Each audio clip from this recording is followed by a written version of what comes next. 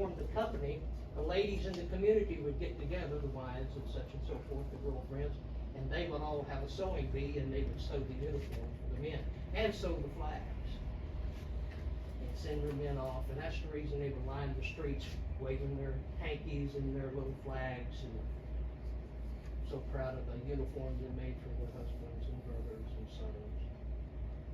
They'd send them off to war, never knowing when they'd see them again. Of course, they thought it'd be just 6 months, maybe. It was being called maybe 6 months. Some of them, when they mustered in, they were told it'd be 6 months. Some, like Dickie's ancestors, would march off from home, first battle, first assignment. Some would last the entire war, suffer hardship for the entire war. Army of Tennessee suffered some of the hardest hardships of any of the groups. Why? The South, the deep South, was the breadbasket of the Confederacy. When Virginia needed food, guess where it came from? The deep South. They'd eat all the food in Virginia, they needed it from the deep South. So it was being shipped by train, by wagon train, however they could get it to Virginia, for the Army of Virginia. The boys of Tennessee, Captain Todd Carter was the quartermaster. He's one of the characters that I have worked on for several years and studied. He would travel as far as 100 to 150 miles to find food for his men in the Army of Tennessee.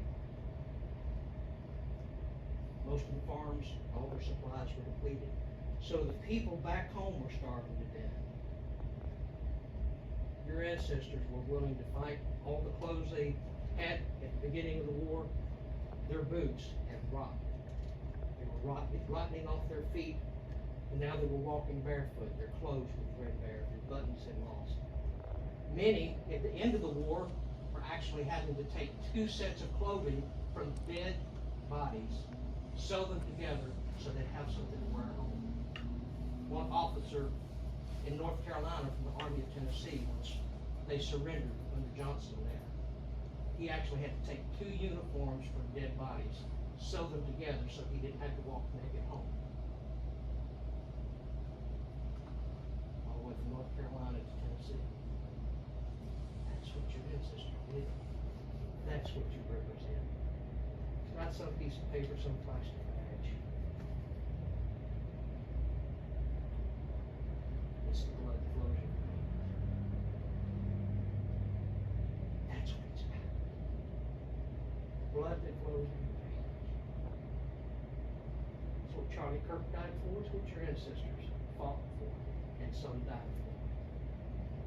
And you must be willing to do the same thing in our world.